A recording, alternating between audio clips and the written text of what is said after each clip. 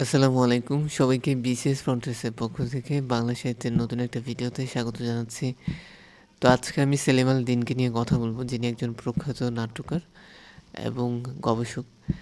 তো সাহিত্যে তার অবদানের জন্য বাংলাদেশ সরকার 2023 সালে তাকে সর্বোচ্চ বেসামরিক সম্মাননা স্বাধীনতা পুরস্কার প্রদান করে। তো তিনি ঢাকা বিশ্ববিদ্যালয়ে বাংলা বিভাগে ভর্তি হয়ে আপনার লেখক হওয়ার সিদ্ধান্ত নিয়েছিলেন এবং লেখক হিসেবে তার প্রথম আত্মপ্রকাশ ঘটে 1968-এ। তিনি কবি আহসান হাবীব সম্পাদিত দৈনিক পাকিস্তান পত্রিকায় একটি প্রবন্ধ লিখেছিলেন, যেটির নাম নিগ্রো সাহিত্য। তো এটি প্রকাশনার মাধ্যমে তিনি লেখক হিসেবে আত্মপ্রকাশ ঘটে তার। এবং এই যে নিগ্রো সাহিত্য, এটি মূলত আমেরিকান কৃষ্ণাঙ্গ মানুষের জীবন নিয়ে লেখা। তো তারপর পড়াশোনা শেষে তিনি একটি বিজ্ঞাপনী সংস্থা বিটপিতে কপিরাইটার হিসেবে চাকরি করেন এবং জাহাঙ্গীরনগর বিশ্ববিদ্যালয়ের বাংলা বিভাগের প্রভাষক হিসেবে অনেকদিন দায়িত্বে ছিলেন। তার স্ত্রীর নাম মেহেরুন্নেসা এবং আপনারা দেখেন যে তিনি আদিবাসী জনগোষ্ঠীর জীবন চরণ কেন্দ্রিক নিউ এথনিক থিয়েটার উদ্ভাবনকারী। তো অনেকগুলো গুরুত্বপূর্ণ অবদান আছে। আপনারা মাঝে মাঝে দেখবেন যে গ্রাম থিয়েটার প্রতিষ্ঠা সম্ভবত তিনি করেছিলেন। তো তার কিছু গুরুত্বপূর্ণ নাটক আছে, আপনারা দেখেন এখানে অনেক লম্বা লিস্ট। আপনাদের কারো পক্ষে সবগুলো আসলে মনে রাখা সম্ভব না। তারপরে আমাদের ব্রেনের ক্যাপাসিটি অসাধারণ।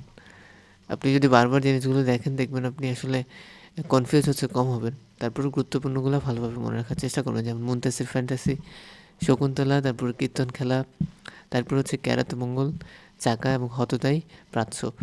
তো হততাইটা তিনি আপনার সম্পূর্ণ নোয়াখালীর আঞ্চলিক ভাষায় লেখা নাটক।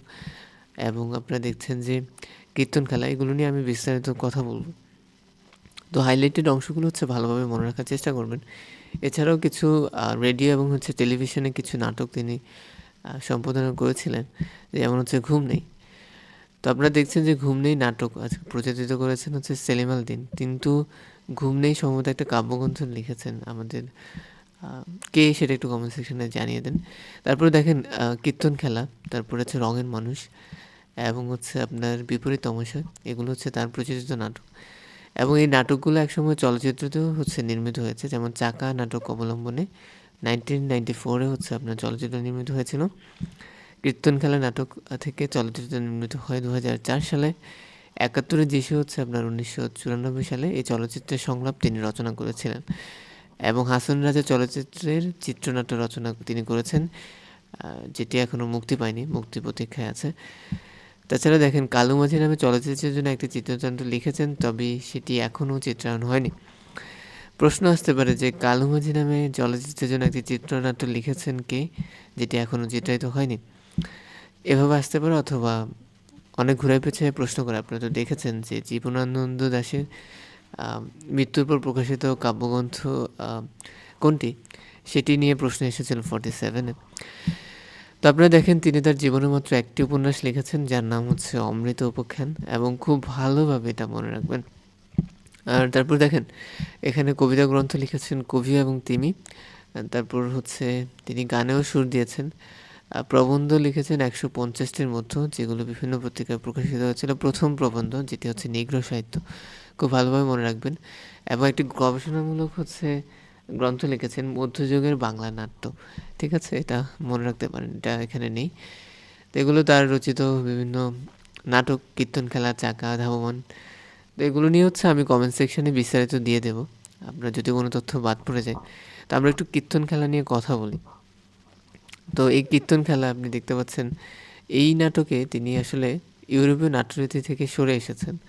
তো বোঝা যাচ্ছে তিনি ইউরোপ যে নাট্যরীতি, সেখানে তারা কিছুটা প্রভাবিত ছিলেন। এবং আপনারা তো জানেন যে নাট্যের সবচেয়ে বড় বস আমাদের উইলিয়াম শেক্সপিয়র। তো অবশ্যই যারা রাইটার বা নতুনভাবে আমরা যারা নতুন শতাব্দীতে নিজেদেরকে নাট্যকার হিসেবে প্রতিষ্ঠিত করতে চাই, তাদের অবশ্যই একটা আইডলও থাকে যে না, শেক্সপিয়র যেভাবে লিখেছে তার থেকে তাকেও ছাড়িয়ে যেতে হবে। তো এটা একটা অনুপ্রেরণা হিসেবে থাকে এই ব্যাপারগুলো। তো ইউরোপীয় নাট্য থেকে সরে এসে তিনি এই নাটকে লোকায়িত যে জীবন, আম নাট্যধারার হচ্ছে শেকড় সন্ধান করেছেন এবং এখানে তিনি অনেক সফলও হয়েছেন বটে।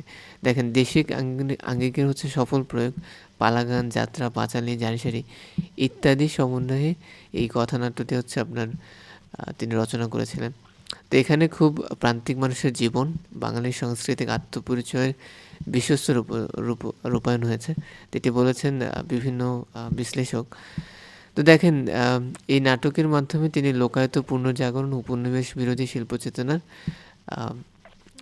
শেকড় হচ্ছে মানুষের মনে তৈরি করার চেষ্টা চালিয়েছেন, যেটা নিয়ে কিছুটা বিতর্ক আছে এবং এটিকে একটি অনন্য নির্দেশন হিসেবে গণ্য করা হয়ে থাকে।